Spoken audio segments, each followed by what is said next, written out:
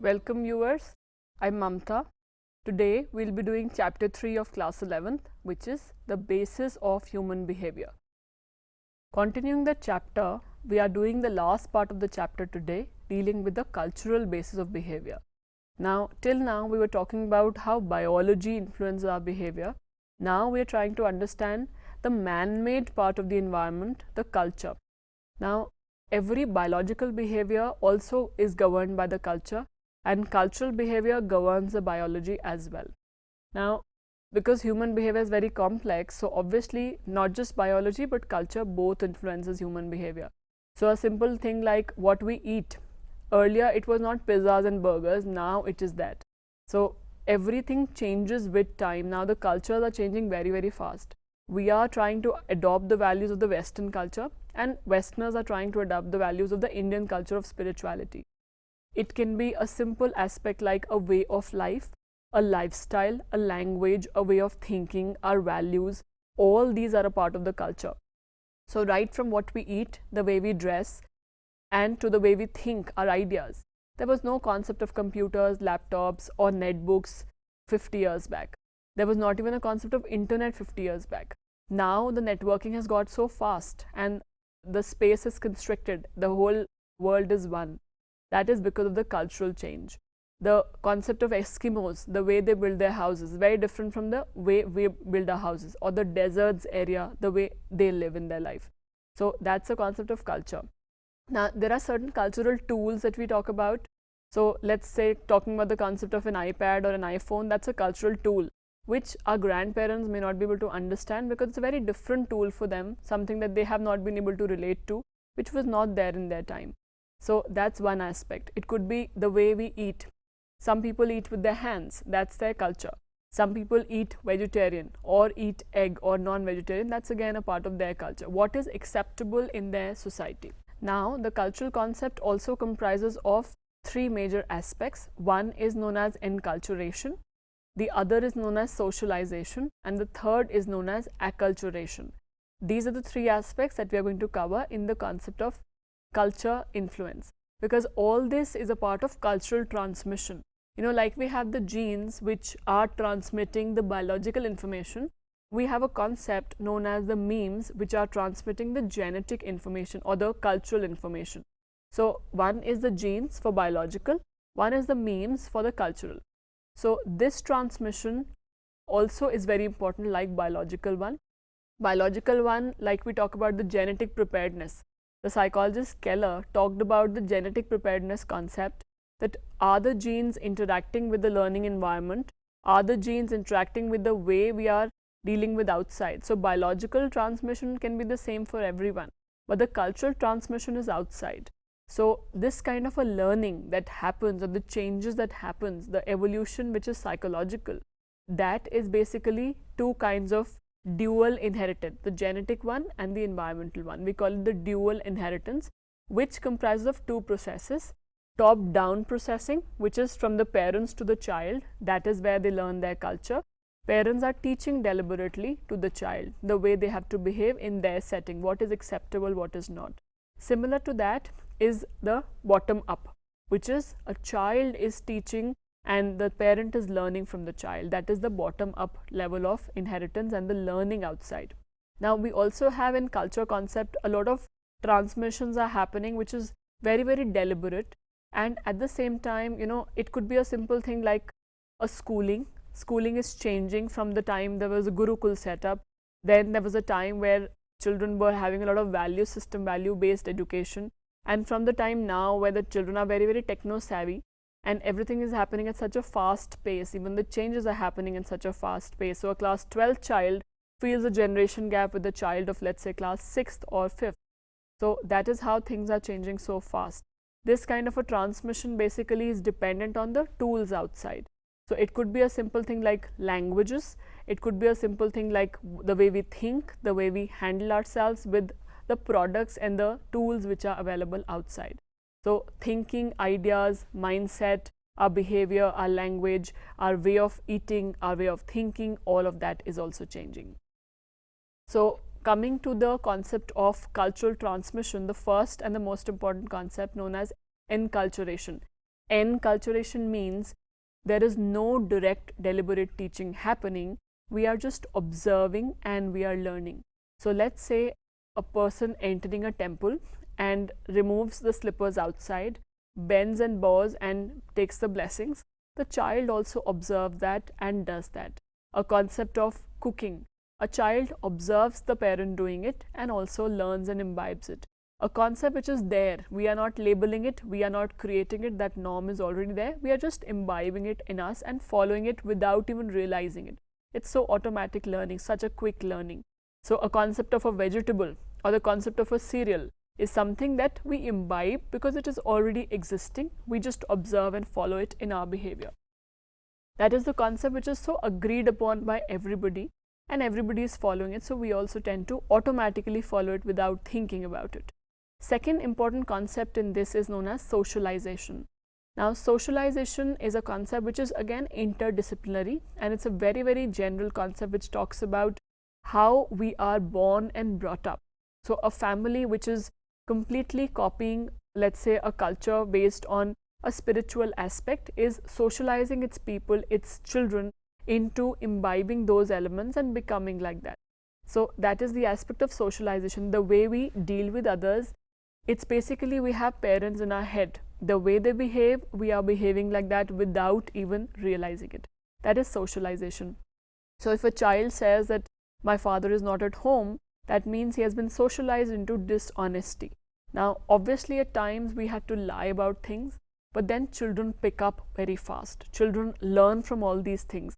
It's like they start feeling that, this is the acceptable way of behaving, and they start doing that without knowing it. So socialization can also be the skills and the qualities, the internal and the external dispositions which the child is automatically and unknowingly imbibing and following later. So the way a child is groomed, parenting comes into it. The way a child is taught knowingly or unknowingly how to handle people and situations is known as socialization. Now there are 4 major agents of socialization. That means parents are not the only ones who socialize. Of course, they are the most important ones. So parents are socializing the child, one. Then we have the role of the friends, the peer group. Then we have the mass media, and of course we have the most important one as a school also, which is a major socializing agent. So parents work at a lot of levels, knowingly or unknowingly. It could also be the grandparents in the family who are teaching children to behave in certain ways. That is socialization by the grandparents. Now parents are rewarding the child. If the child does something good according to their standards, the child learns that this is the way to behave, and because my parents are approving of it. If they are punished, the child thinks, no, I've not done it right, so let me mend my ways, let me modify the way I am behaving, even if it is to please the parents, but this is the style by which they learn it. And also there are 3 major kinds of parenting. First is authoritarian. Authoritarian parenting is a very good style of parenting because it is dealing with, trying to have a logic, trying to have a discussion, trying to give a choice to the child, where the child takes the initiative and he makes his own decision, but of course with the supervision of the parent. The authoritative parenting is basically dealing with the parenting where the parent is very strict, very forceful, a lot of command. The degree of control is very high. The degree of acceptance is very low. Not a very good style of parenting, because here the child gets low on the self-confidence, doesn't have faith in his own abilities. Third kind of parenting is the permissive style. Now this style is also known as the democratic style or the laissez-faire style. Now this style is a confused style where the parent is sometimes strict and other times is giving cues and signals of being too lenient. So they allow the child at times, most of the times, to take their own decisions and do their own things, and this is where there's no supervision, no control at all. The child does what he feels like. So it's more like a spoiled child because he doesn't know what is right and wrong. No direction, no guidance, no communication, no emotions. These are the 3 major parenting styles.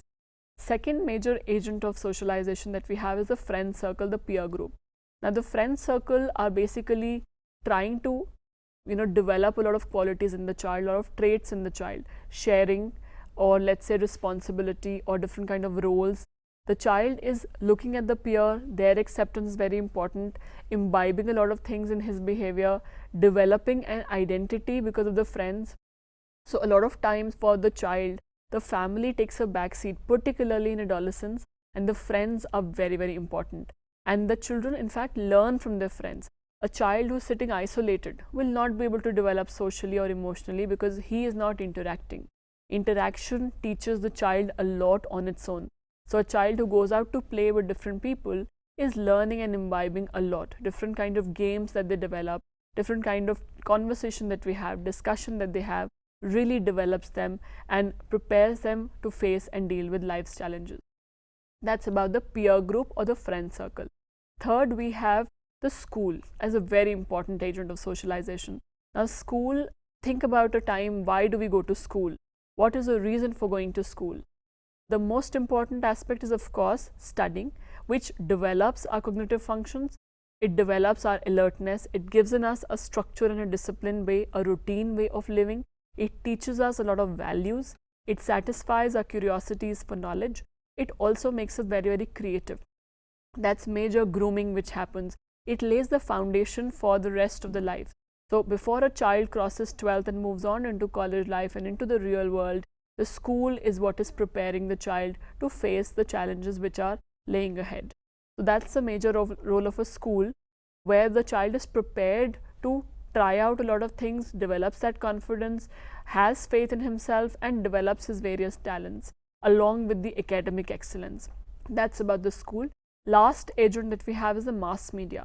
Now very, very important, because a lot of children, let's say parents, when they are busy and they leave the newborn child to TV as a distractor because the child is disturbing them from their work, at that time the child gets addicted to TV, and from TV he picks on a lot of aspects like violence, abusing, or a lot of negative qualities, because the child is watching things which is not meant for his age, and the child is imbibing them as a right way of behaving, because whatever you observe, you understand that this is the way to behave, and unknowingly you copy that behavior because you see those consequences and you're tempted to copy it without even knowing it.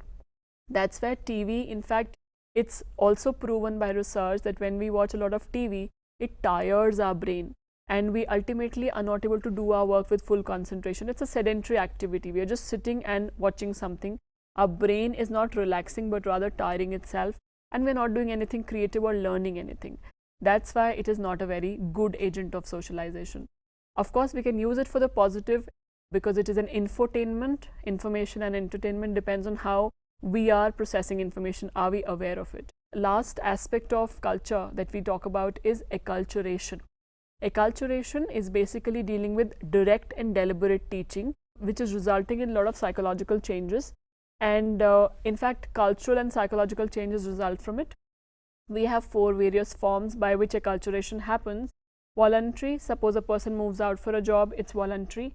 Involuntary, there's a political intervention, that's a involuntary one, not your control. Direct, you go and settle at a new place. Indirect is through the media. Now here we talk about 2 concepts. Acculturation taking place at a subjective level, and acculturation is a kind of a re-socialization. It's a kind of a relearning. You're learning new values, new changes. It can happen at the subjective level, which is known as acculturation attitude. You don't even know and you're suddenly imbibing those attitudes because you see it outside. And second is at the objective level, which is very important. And at the objective level, we talk about the 4 strategies we call as acculturation strategies. Now, these strategies are marginalization, where a person goes and travels to a new place, is not really connected, indifferent to both the cultures, his culture and other culture.